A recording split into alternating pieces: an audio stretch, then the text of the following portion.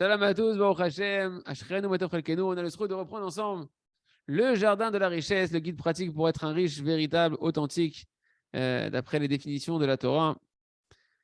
Et donc, on a vu ensemble hier que c'est Akadosh Baruch Hu qui gère notre niveau de vie. Et ce n'est pas en utilisant les moyens de facilité de paiement qu'on va s'augmenter par notre propre force notre qualité de vie au niveau de la Parnassa. Et on va voir qu'en réalité, dans la Gemara de Sham, c'est un rapport d'Arash, Rabbi Avira. Il a commenté Rabbi Avira. C'est quoi ce qui est marqué dans le verset dans Tehillim 112? C'est marqué là-bas Tov ish honen ou malve echakel devarav b'mishpat. C'est bien un homme qui va faire des dons, qui va traiter de l'argent et qui va echakel devarav b'mishpat, qui va se juger. Et la Gemara nous dit en réalité, Léolam, toujours un homme, il doit, on avait déjà vu un peu cette Gemara-là, Léolam yochal adam ve'yishte pachot mimma sheyesh lo. Un homme, il doit toujours manger et boire moins que ce qu'il a. Donc la nourriture d'un homme, il doit se contenter. La Gemara nous dit, c'est une loi de ce monde-là. C'est ce qu'il attend Hachem de toi, que tu te contentes de moins que ce que tu as.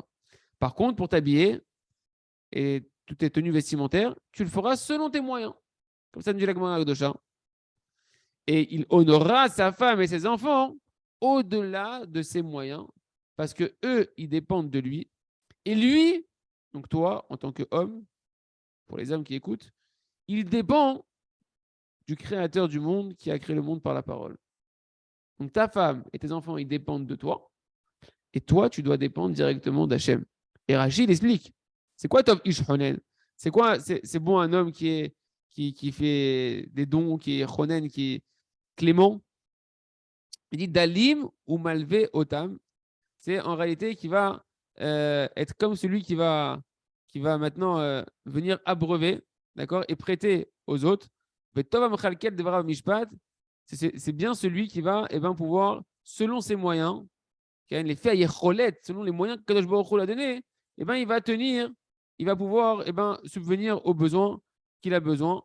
Par c'est quoi moins que ce qu'il a lui-même? Moins que ses moyens. Quand c'est marqué parot, c'est qu'en dessous de tes moyens, tu dois aller. Ça, c'est pour t'habiller, pour ta tenue vestimentaire, etc.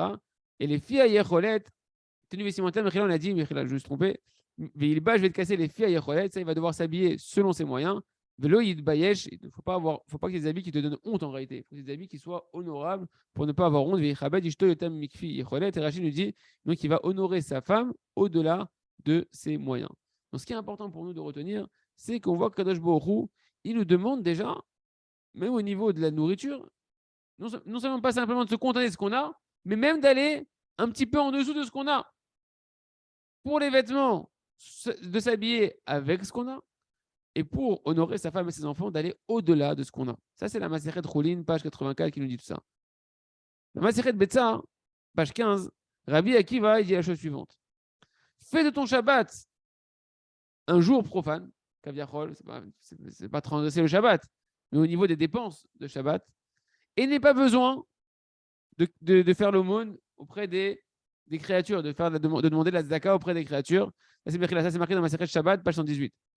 Alors, il y a une question qui se pose par rapport à ce qui est marqué dans ma Masechet Betsa, page 15, où là-bas, c'est bizarre, parce que Khamim, ils ont dit, Amar Rabbi Yochanan, il a dit Rabbi Yochanan au nom de Rabbi Elazar, Rabbi Shimon, il a dit à Kadosh Baruch Hu, à Israël, mes enfants, empruntez sur mon compte à moi de l'argent et sanctifiez le Shabbat, la sainteté de ce jour-là, en ayant confiance en moi et moi je vous rembourserai.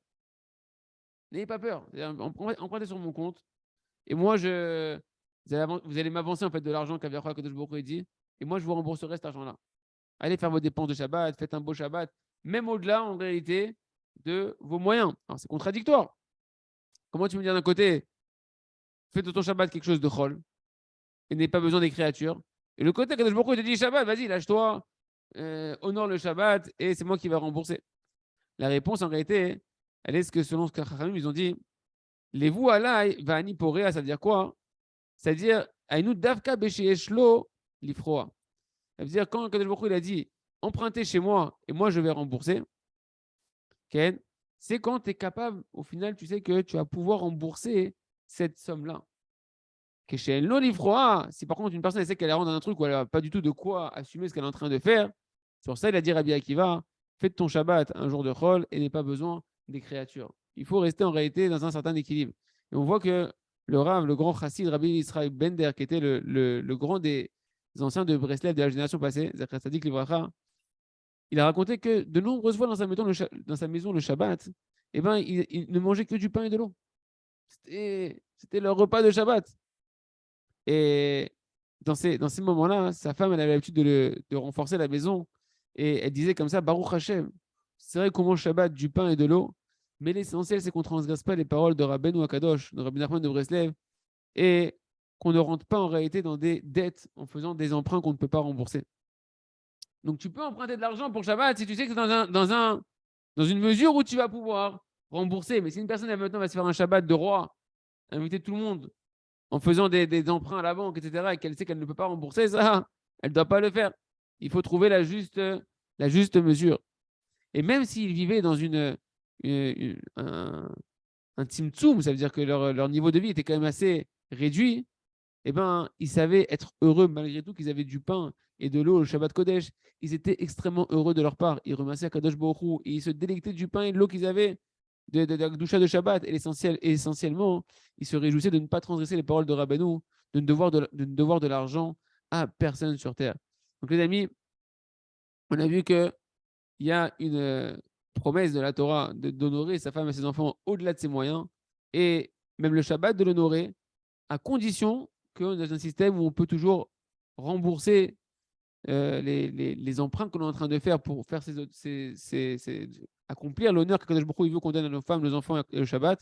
Et là, à ce moment-là, on a une bracha que Akadosh Baruch Hu, il remboursera, il amènera la bracha dans la parnassa, mais ne pas rentrer dans des excès où on voit qu'on ne peut pas rembourser. Chazak ve nitrazek.